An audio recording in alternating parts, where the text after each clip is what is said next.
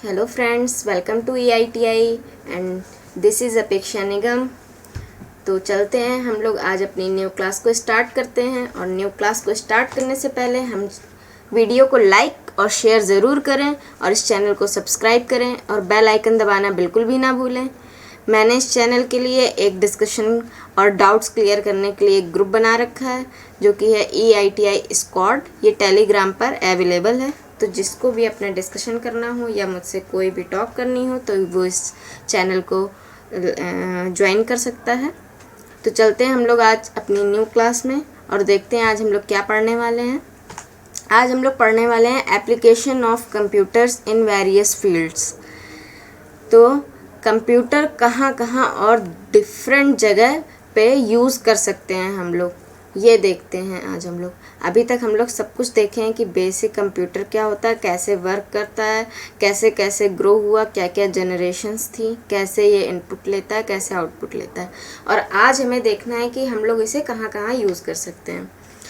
तो हम लोग यही देखेंगे कहाँ कहाँ यूज़ कर सकते हैं। फर्स्ट हम लोग यूज़ कर सकते हैं बिजनेस में, सेकेंड बैंकिंग में, third insurance, fourth education, fifth marketing, sixth health care, seventh government and eighth communication and military. तो हम लोग स्टार्ट करेंगे फर्स्ट से। और इन सभी के अलावा हम लोग और भी कई जगह अपने कंप्यूटर्स का यूज़ करते हैं। तो हमने कॉमनली जगह बताई हैं, प्लेसेस जहाँ पे हम अपने कंप्यूटर्स का यूज़ कर सकते हैं। तो स्टार्ट करते हैं। A computer has high speed of calculation, diligence, accuracy, reliability and versatility, which has made it an integrated part in all business organization. जो कंप्यूटर है वो क्या बहुत हाई स्पीड में सारे अपने वर्क करता है, जैसे कैलकुलेशन है और उसकी एक्यूरेसी भी बहुत सटीक होती है, डिलीजेंट भी है, हम अपने कंप्यूटर्स पे रिलायबल भी कर सकते हैं और ये कई सारे काम एक साथ कर लेता है। तो अगर हम इसको अपने बिजनेस में या अपने ऑर्गेनाइजेशंस में, कंपनीज़ में यूज़ करते हैं तो ये हमारे लिए बहुत ही बेनिफिट होता है और बहुत सारे काम एक साथ और विद फुल एक्यूरेसी वर्क करता है। तो हम लोगों का computer is used in business organisations for, तो किस किस जगह पे हम कंप्यूटर का यूज़ कर सकते हैं ये देखने वाली बात है। जैसे पेरोल कैलकुलेशंस, मतलब जो हमारी सैलरीज हैं उसमें कैलकुलेशन करके वो सबकी सैलरीज कैलकुलेट कर देता है फटाफट से। बजटिंग करने के लिए, सेल्स एनालिसिस की कितनी सेल हुई ये सारी चीज़ें कैलकुलेट करने के लिए, मैनेजिंग एम्प्लॉय डेटाबेस, एम्प्लॉयज़ का जो भी डिटेल्स है उन सभी को मैनेज करने के लिए, और मेंटेनेंस ऑफ स्टॉक, मतलब बिजनेस में हमारे जो भी प्रोडक्ट है उसका स्टॉक भी मेंटेन करने में हम अपने कंप्यूटर्स का यूज़ कर सकते हैं और बहुत ही अच्छी तरह से इसका वर्क हम अपने बिजनेस में कर सकते हैं। तो नेक्स्ट क्या है, बैंकिंग। अब बैंकिंग में हम अपने कंप्यूटर्स का यूज़ कैसे करते हैं। Today banking is almost totally dependent on computers. क्या हुआ है, जो हमारे बैंकिंग सेक्टर है वो आजकल कंप्यूटर्स पे ही बेस्ड हो गया है। अब जैसे आजकल हम अपना अभी देख लेते हैं कि कोरोना के कारण हम लोग क्या हो रहा है, अपने बैंक्स में जाना आसानी से नहीं पॉसिबल हो पा रहा है, लेकिन हम थ्रू कंप्यूटर्स क्या कर सकते हैं, ऑनलाइन ही अपने बैंक में ट्रांजैक्शंस कर सकते हैं और अपना वर्क पूरा कर सकते हैं। ज़रूरी नहीं कि हम इसमें कोरोना काल में भी हम लोग जाके अपने बैंक से ही कोई ट्रांजैक्शन करें तभी हमारा काम पूरा होगा। तो ये क्या हुआ, कंप्यूटर से हमारा बेनिफिट हुआ और बैंकिंग में भी हर चीज़ें सब जो भी डिटेल्स हैं कि हमने कितना ट्रांजैक्शन किया, किस कस्टमर ने ट्रांजैक्शन किया, उसने अपने ही अकाउंट से ट्रांजैक्शन किया, ये सारी चीज़ें बहुत ही आसानी से हमारे कंप्यूटर्स के थ्रू अवेलेबल है। क्या है, online accounting facility which includes checking current balance, making deposits and overdrafts, checking interest charges, shares and trustee records. क्या होता है, ऑनलाइन अकाउंटिंग फैसिलिटी भी इसमें हम लोगों को मिल जाती है कंप्यूटर्स में, और जो कि क्या अवेलेबल करवा देती है हमें, करंट बैलेंस भी हम चेक कर सकते हैं यहीं से ऑनलाइन बैठे बैठे, डिपॉजिट्स, ओवरड्राफ्ट्स कितना है, या इंटरेस्ट चार्जेस क्या चल रहे हैं, सारी चीज़ें हम लोग ऑनलाइन चेक कर लेते हैं कंप्यूटर्स के थ्रू कि हमारी बैंकिंग में या हमारा जो बैंक है उसमें क्या फैसिलिटी चल रही है। नेक्स्ट क्या है, ATM machines which are completely automated are making it even easier for customer to deal with banks. Bank से जो भी हम लोग ट्रांजैक्शन करते हैं, लेन देन करते हैं, वो एटीएम मशीन के थ्रू, जो कि ऑटोमेटेड है कम्प्लीटली, वहाँ पे कोई भी पर्सन्स अवेलेबल नहीं होता है, और हम लोग क्या करते हैं, एटीएम मशीन में जाते हैं और हम अपना पिन यूज़ करते हैं, अपने कार्ड को यूज़ करके अपने ट्रांजैक्शंस आसानी से कर लेते हैं, और बैंक से हम लोग इंटरेक्ट भी आसानी से कर लेते हैं। तो ये हमारे बैंकिंग सेक्टर के लिए भी बहुत ईजियर कर देता है कंप्यूटर। नेक्स्ट क्या है, insurance. Insurance companies are keeping all records up to date with the help of computer. Computer के थ्रू इंश्योरेंस कंपनीज जो होती हैं वो सारे रिकॉर्ड्स को इसके थ्रू बिल्कुल अप टू डेट रखती हैं, मेंटेन करके रखती हैं कि किसका कौन सा अकाउंट कहाँ पे चल रहा है, किसकी इंश्योरेंस क्या है, कब इसकी एक्सपायरी डेट है, सारी चीज़ें वो रिकॉर्ड्स बिल्कुल अप टू डेट रखता है कंप्यूटर्स के through. Insurance companies, stock broking firm are widely using computers for their concern. जो स्टॉक ब्रोकिंग फर्म्स होती हैं, कंपनीज होती हैं इंश्योरेंस की, वो अपने कंप्यूटर्स के थ्रू बहुत आसानी से अपने सारे वर्क कंप्लीट कर लेती हैं। Insurance companies are maintaining a database of all clients with information showing.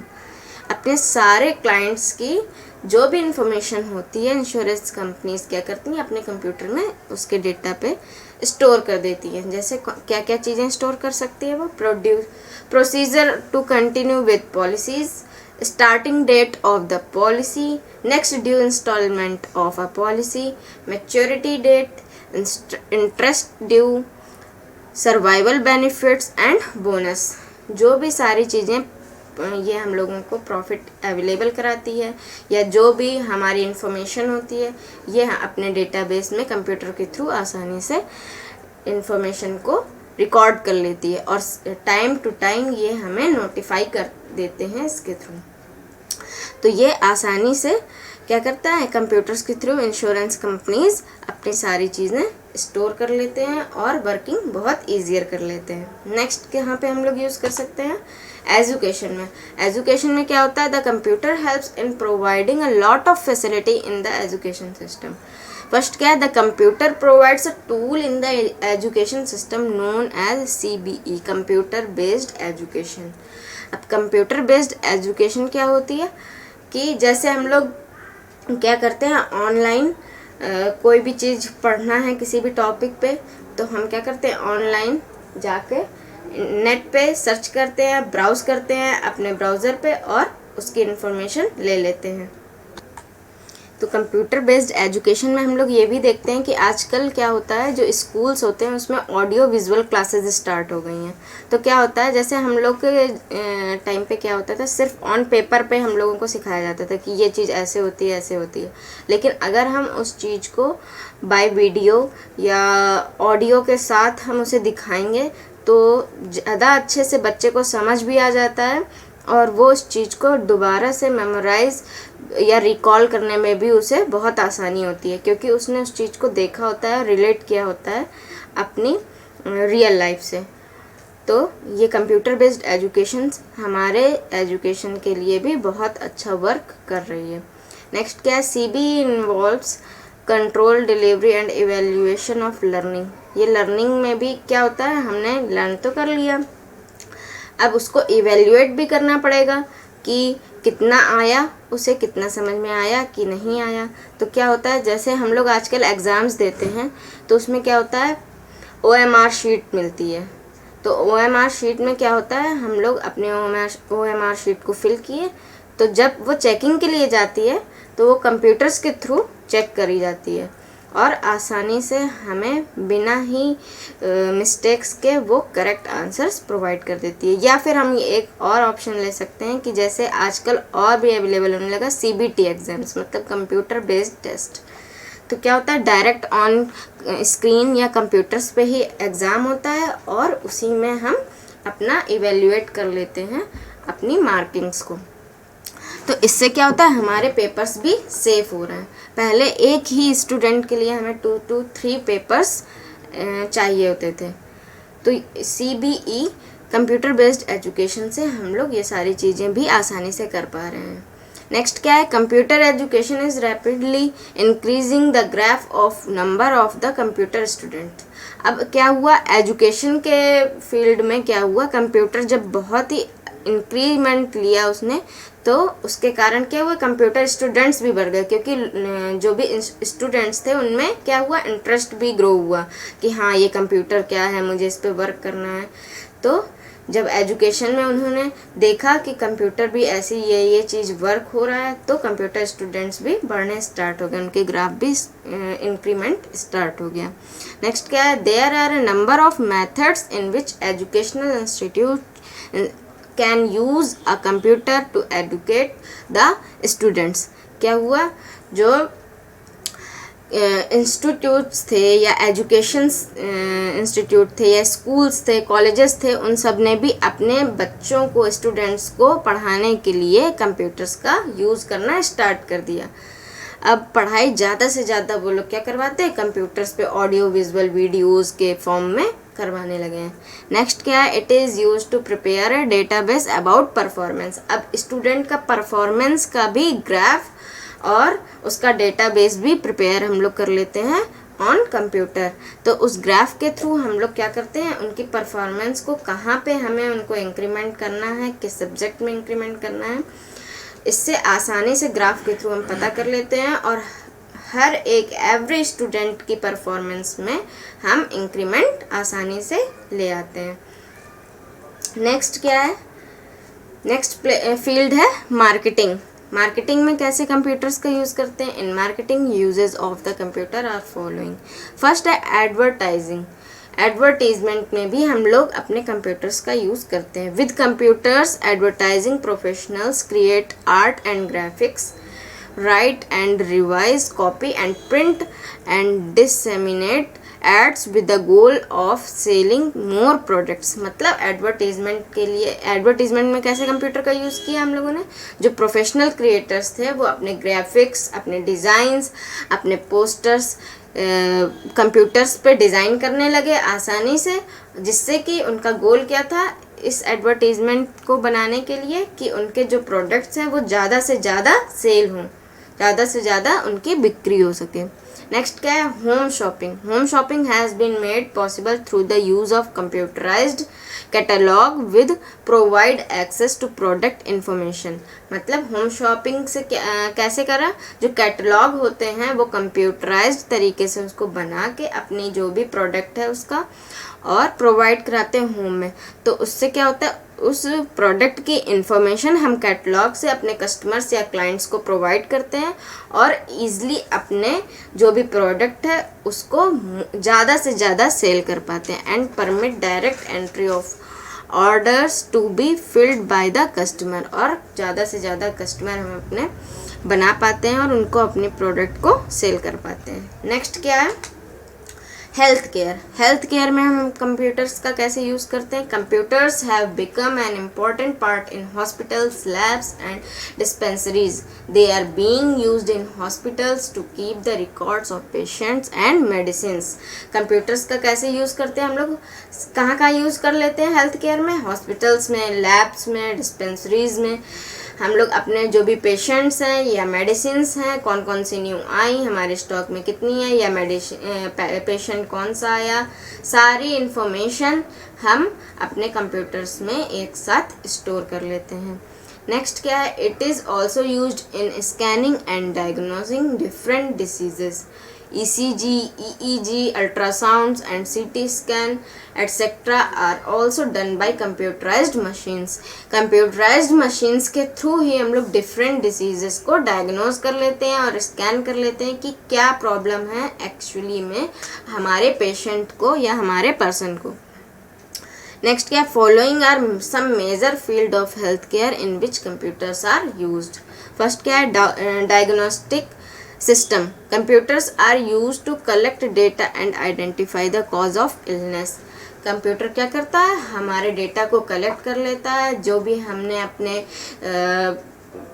जो भी हमने टेस्टिंग कराई है वो सारी चीज़ें कलेक्ट कर लेता है और उसके बाद वो प्रॉब्लम बता देता है कि क्या कारण है हमारी बीमारी का, वो आइडेंटिफाई कर लेता है।